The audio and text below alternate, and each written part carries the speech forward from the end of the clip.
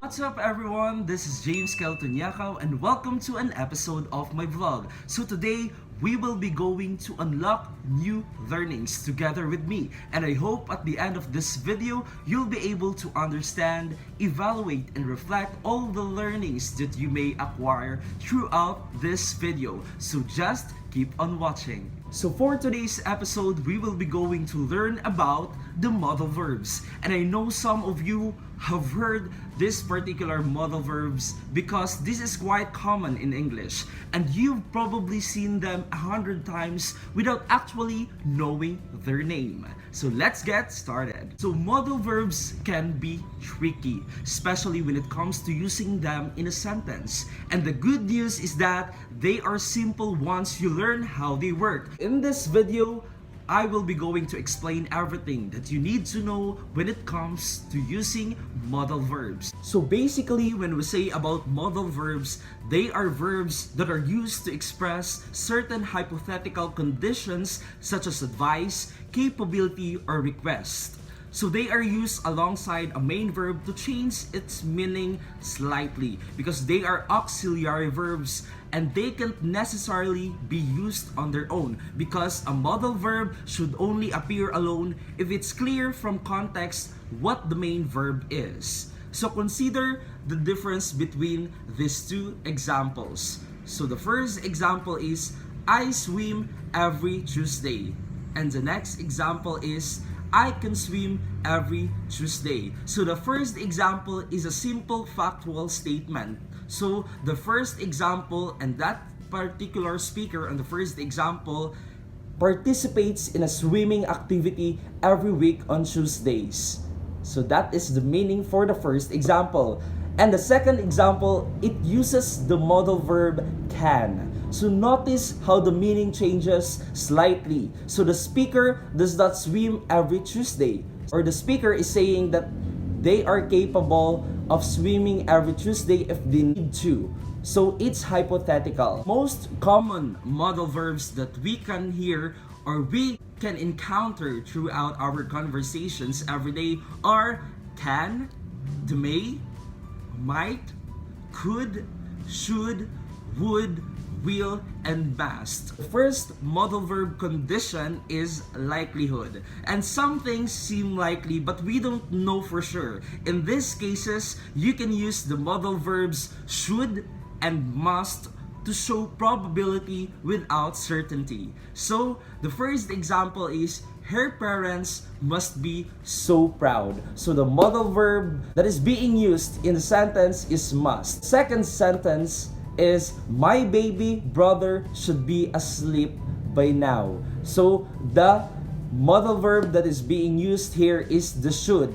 And it shows that some things seem likely, but we don't know for sure. So in the next condition, we have the possibility. In situations when something is possible but not certain, use the modal verbs could, may, or might. So for the example, judging by the clouds, it might rain today. So the modal verb that is being used is the might. And the next example is, she may become the youngest pro soccer player ever. So the modal verb that is being used here is may. So the next condition is the ability. So the modal verb can shows whether or not the subject is able to do something, such as perform an action or demonstrate an ability. Likewise, the negative form cannot or can't shows that the subject is unable to do something. So, the first example is, she can speak 3 languages, but none of them well. So, the modal verb that is being used here is the can. Next example is, you can lead a horse to water, but you can make it drink. So, the modal verb that is being used here is the can. So, it really shows whether or not the subject is able to do something. Next condition is asking permission. If you want to ask permission to do something, start your question with can, may, or could. So traditionally, in more formal and polite usage, may is better for permission. If you ask, "Can I go to the bathroom?" it could be misinterpreted as, "Do I have the ability to go to the bathroom?" However, in modern usage of may and can are both perfectly acceptable options when describing possibility or permission. First example is, "May I leave early today?" So the modal verb that is being used here is the may. Next is, "Could I play too?" So the modal verb that is being used here is the could. So it really shows if you want to ask permission to do something. So the next condition is the request. So similarly, if you want to ask someone else to do something, start your question with will, would, can, or could. So the first example is, "Would you get the box off the top shelf?"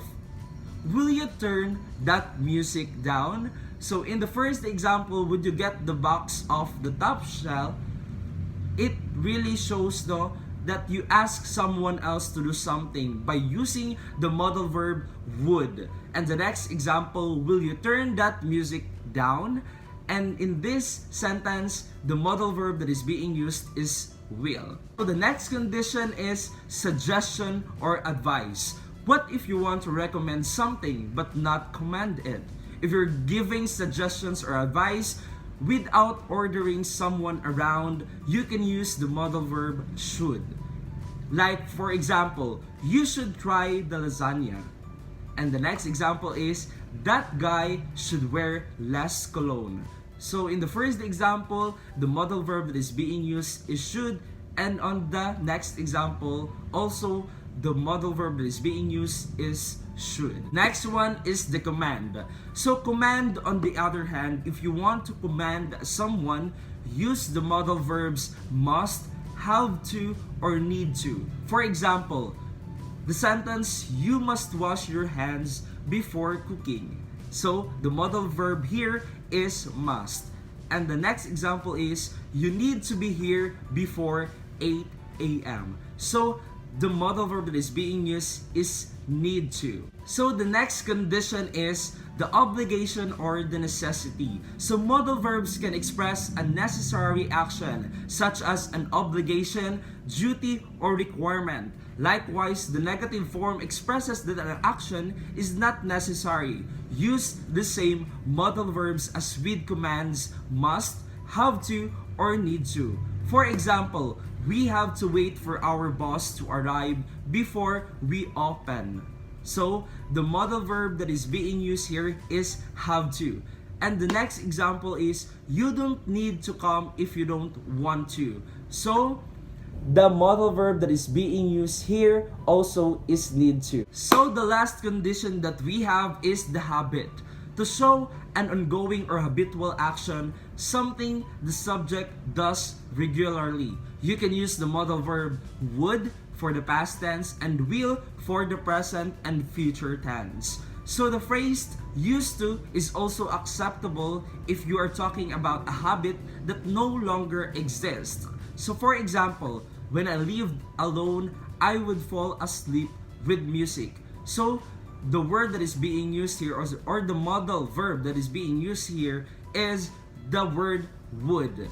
And next example is, "I will arrive early and leave late to every meeting." So the modal verb that is being used here is will. So modal verbs are very important in the parts of speech because they help to ask for permission and when making requests. So I hope you learn more about the different uses of modal verbs in English, and I hope you have learned many things, or you have learned new things when it comes to modal verbs. And that concludes our video today. And I hope you have learned so many things in this video, and I hope you'll be able to use this properly in our daily communication every day. And I hope you have reflect all the purpose, all the conditions when it comes to the usage of the modal verbs. Don't forget to subscribe on my YouTube channel and don't forget to click the notification bell button for more